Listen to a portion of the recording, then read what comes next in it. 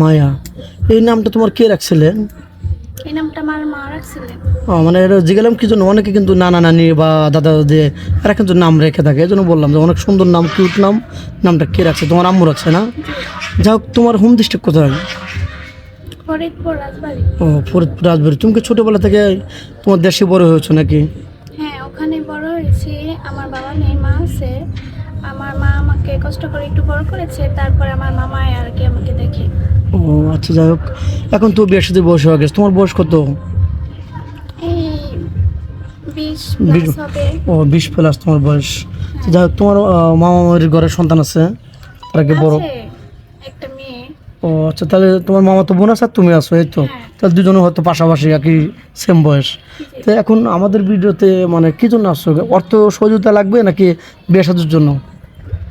আমার মামা আমাকে কষ্ট করে বড় করেছে, আর তারও তো একটা মেয়ে আছে। এর জন্য আমি আপনাদের কাছে আসছি, যেন আমি একজন ভালো মানুষের কাছে যেতে পারি।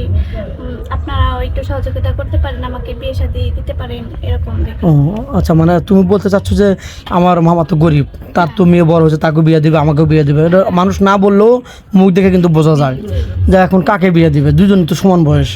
এখন আমি চাচ্ছি যে আপনাদের ভিডিওর মাধ্যমে আমার বিয়ে হলে আমার মামা একটু মুক্ত পাইতো, আমার আম্মুটা একটু মুক্ত পাইতো। এমনিতে বিয়ে হয়ে গেল। আর মাঝে মাঝে কি যেন বলছিলে, তোমার পড়াশোনা কতটুকু করছো, কত চালিয়ে যাচ্ছ না? হচ্ছে গ্যাপ গেছে কিছুদিন পরে, আবার মামা বলছে যে তুমি পড়াশোনা করো, হ্যাঁ। SSC পরীক্ষা। কিন্তু আমিও তো ভাবতেছি যে মামার আর্থিক সমস্যা, আমাকে কিভাবে পড়াবে, SSC পরীক্ষাটা আমি কিভাবে দিব। ও মানে সামনে তুমি পরীক্ষা দেবে? জি। ও এখন পরীক্ষা দেওয়া মনে এখন হিমশিম খাবে, এই তো।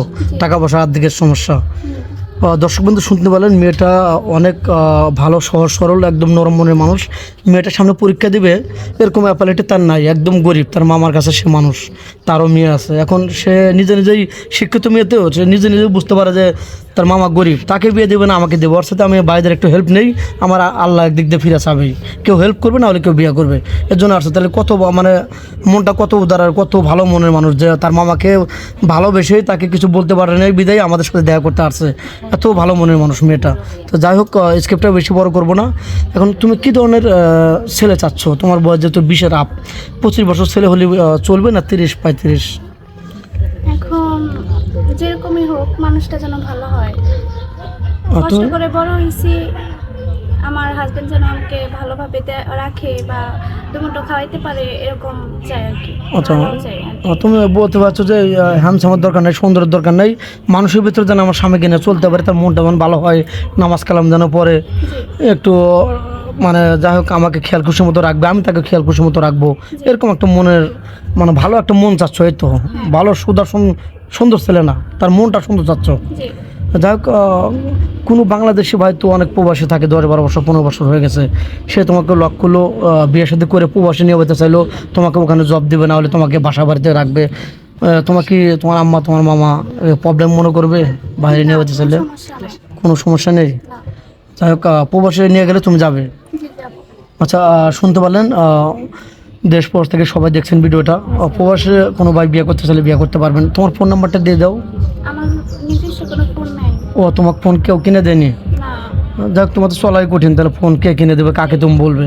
তো যাই হোক, লজ্জায় বলতেও পারো না মামাকে, যে যদি না কিনে দেয় তাহলে শরম পাইলে না, বড় হয়েছে। যাই হোক, মেয়েটা কোনো ফোন নেই। আমাদের নাম্বার দেওয়া থাকবে, মানে ইউটিউব চ্যানেল কর্তৃপক্ষের নাম্বার দেওয়া থাকবে। কেউ ভিডিও কল দেবেন না, অডিও কল দেবেন। ভিডিও কল দিলে ব্লক করতে বাধ্য হবো। ভালো থাকবেন, সুস্থ থাকবেন, আর মেয়েটার জন্য দোয়া করবেন। আল্লাহ।